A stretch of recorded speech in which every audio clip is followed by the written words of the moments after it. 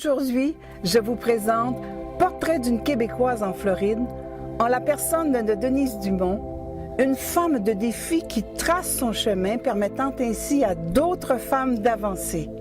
Laissons-la se présenter. Je m'appelle Denise Dumont. Je suis directrice générale et rédactrice en chef du journal Le Soleil de la Floride. Et aujourd'hui, je vais vous parler de la femme. Où est-ce que tu es née? Je suis née à Ville-des-Gelées, un petit village dans le coin de Rivière-du-Loup, vers le Nouveau-Brunswick. Et puis c'est un petit village absolument adorable au pied du lac Témiscouata. Alors c'est bien parce que j'ai vécu la vie de petite ville.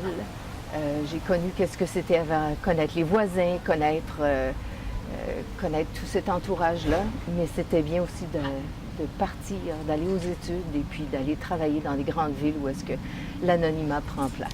Mon premier emploi, c'était au Jardin zoologique de Granby. Alors, j'ai gradué en sciences, en santé animale pour les animaux exotiques.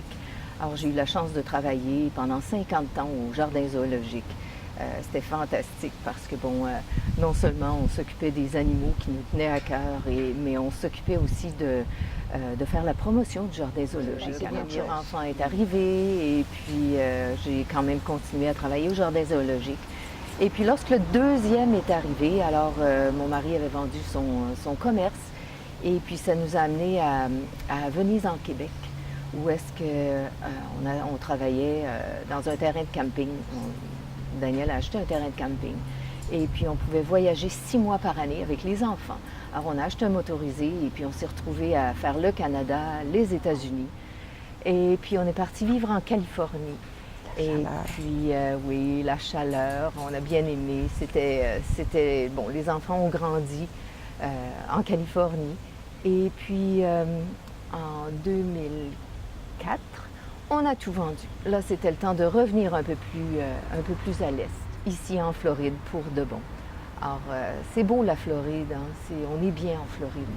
C'est le meilleur des deux mondes, entre les parents qui sont encore au Québec, qui ne peuvent plus voyager, les gens qui nous tiennent à cœur. Alors, c'est ça, c'est à ce moment-là que là, j'ai commencé à regarder pour vraiment du travail. Quelque chose qui m'intéressait moi. Et non, c'était plus suivre mon mari, c'était plus faire les business de mon mari, que j'ai adoré, là. C'était bien, j'ai appris une tonne de choses. Écoute, on devient non seulement psychologue, on devient femme d'affaires par obligation, et puis c'était fantastique. Mais à un moment donné, j'avais vraiment le goût de revenir à des sources, de faire des choses pour moi. Et puis, c'est là où est-ce que j'ai commencé à... J'ai fait application au journal Le Soleil de la Floride pour écrire, parce que j'avais déjà écrit. J'avais déjà écrit pour des magazines pour des voyages, des choses comme ça, sur des diverses expériences. Et puis, mais là, la vraie piqûre était prise. Et puis, j'ai eu la chance de faire partie de l'équipe du Soleil de la Floride. Donc, on peut dire qu'une femme, là, sa carrière professionnelle commence après celle de son mari et quand les enfants sont grands. Est-ce qu'on peut dire que dans ton cas, c'est ça?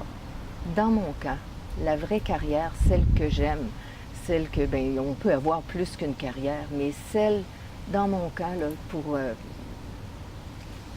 qui m'épanouit le plus, c'est maintenant. Parce que là, j'ai vraiment la force, l'expérience et puis la liberté. On est comme... Pas que c'est contraignant tant que ça, à travailler pour son mari, avoir son mari, ses enfants. J'ai encore mon mari et mes enfants, mais ils volent de leurs propres ailes.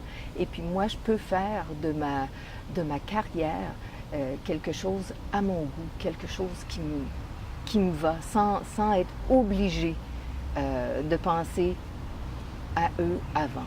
Est-ce que quand on arrive dans un milieu de travail comme ça, à un certain âge, est-ce qu'on rencontre des difficultés qui sont attribuées au fait qu'on soit une femme et qu'on arrive dans un milieu de travail quand ça fait des années qu'on n'est pas dans un milieu de travail? Dans un nouveau milieu de travail, c'est certain qu'en tant que femme, on doit apprendre, on doit premièrement étudier le milieu. Mais il y a toujours des défis qui sont encore plus intenses quand on est une femme. Ça, c'est bien certain.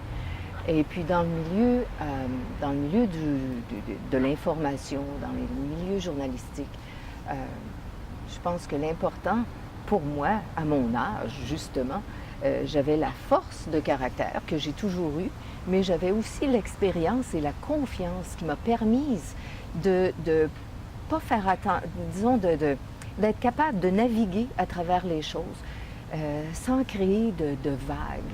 Moi, j'aime pas les confrontations. Il y a toujours des raisons pourquoi quelqu'un agit d'une façon. Il y a toujours des raisons pourquoi on est dans un... Est-ce que c'est un comportement féminin? Ah, que c'est un comportement féminin. Parce que les hommes, eux, c'est toujours plus tranché. C'est noir ou blanc. Puis nous, en tout cas, nous, je ne peux pas parler pour tout le monde, mais pour une bonne partie de nous, les femmes, on doit tellement se donner quand on a des enfants, quand on a une famille, quand on a des... que ce soit avec nos animaux, on se donne.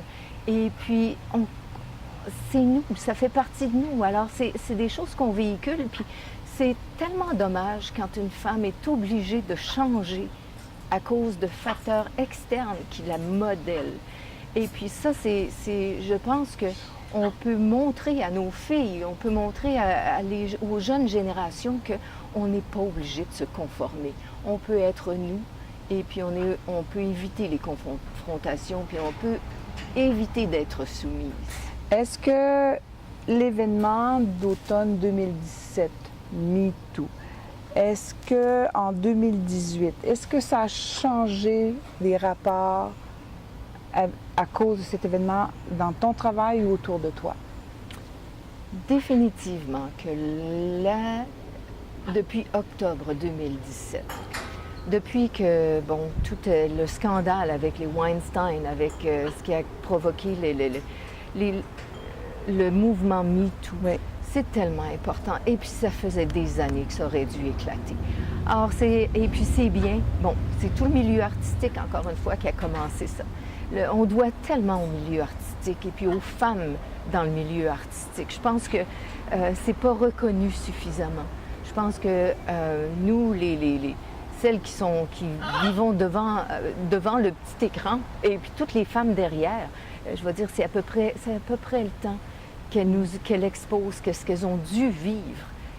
Et puis, mais dans ta vie à toi, de et dans tous les ma jours, vie à moi, autour de tous toi. les jours, qu'est-ce que ça a fait? C'est que c'est là où est-ce que des femmes se sont ouvertes.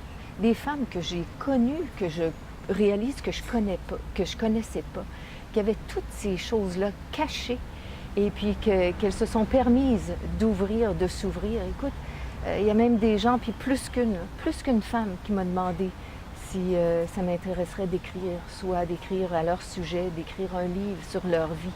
Alors, c'est quelque chose, ça. Écrire un livre parce qu'elles ne peuvent pas libérer par leur parole? Ou qu'elles aimeraient que ce soit, que c'est tellement inspirant qu'est-ce qu'elles ont vécu, qu'elles veulent que plusieurs personnes se retrouvent et puis qu'elles soient capables de s'exprimer puis de reconnaître que ça a été toute une aventure. Est-ce que Denise Dumont a atteint ses objectifs ou elle a encore beaucoup de défis à relever? Denise Dumont n'a pas entièrement atteint ses objectifs. Il y a beaucoup de défis à relever. Il y a beaucoup de... Puis on les crée, nos défis. C'est ça qui est important, c'est ça qui est le fun. C'est être capable de créer nos propres défis dans la mesure du correct. On n'est pas obligé de se conformer. Et puis, il y a des défis. Ce qu'il y en a, des défis, et puis c'est intéressant. Et puis, je me sens bien entourée. Parce qu'en tant que femme, j'aime m'entourer de femmes. Ils disent toujours, hein, c'est pas que les hommes sont pas corrects. Et puis, on les adore, les hommes, et puis on en a besoin. Ils font partie, ils ont leur place, et puis, mon Dieu, qu'on serait malheureuse sans nos hommes. Mais d'un autre côté, en tant que femme, on serait malheureuse si on n'était pas avec des femmes. Alors, moi, je pense que aujourd'hui, j'ai été capable de me regrouper avec des femmes avec lesquelles je me sens bien, je me rends compte qu'elles ont toutes des expériences, des choses à apporter. Et puis, c'est comme si les lacunes de une et les forces de l'autre se rejoignent. Alors, on n'est pas là à dire « Ah, t'es pas capable de faire ci ». Non. Nous, les femmes, on va dire « On va s'aider ». Alors, c'est ça, c'est l'entraide. Et puis, c'est ce qui fait notre force. Alors, les défis, oui, j'en ai. Je les prends je les considère et puis j'y vais de l'avant. Gérer le stress dans la vie. Alors, pour moi, le yoga, ça a été toujours une façon non seulement de garder la forme physique, mais aussi de garder la forme intérieure. Et ça, c'est tellement important. J'ai toujours dit que avant de... J'ai comme on dit en anglais, une moto, mais c'est comment un petit logo, pas un logo, en tout cas, quelque chose que j'attribue à moi facilement. C'est que j'aimerais ça être capable d'inspirer avant d'expirer. Et puis la façon d'inspirer pour moi, c'est premièrement, au niveau des gens de mon âge qui n'ont jamais... j'aimerais ça les introduire au yoga, reprendre possession de son corps, reprendre possession de sa vie physique. Et puis la vie mentale, ça vient avec. Lorsqu'on est bien physiquement, c'est beaucoup plus facile d'être sain mentalement. Et puis la chose qui me tient le plus à cœur, ce sont les enfants. Alors les enfants, comme ils n'ont pas choisi de venir au monde, ils n'ont pas choisi la famille, ils ont rien choisi. C'est à nous, les adultes, c'est à nous, les femmes, d'éduquer les autres femmes et d'éduquer nos filles, d'éduquer toutes les autres pour être capables de prendre soin de ces enfants-là qui sont finalement notre futur. Et puis, à travers le yoga, à travers la méditation, il y a beaucoup à faire. Et puis pourquoi? C'est parce que ces générations-là d'aujourd'hui, nos enfants sont robotisés.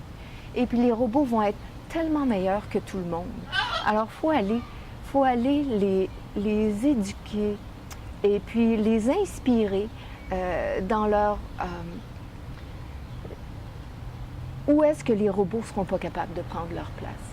Alors, c'est le respect, c'est l'altruisme, c'est la confiance, c'est leur montrer qu'ils sont importants, puis leur montrer à penser pour eux-mêmes, l'indépendance. Et puis, tout ça à travers de livres pour enfants, tout ça à travers des choses qu'on peut leur offrir. Alors, c'est ma grande ouverture. Toutes vous autres, les femmes, toutes les femmes d'affaires, les femmes, les mères, les femmes de cœur. Alors, je vous dis namasté.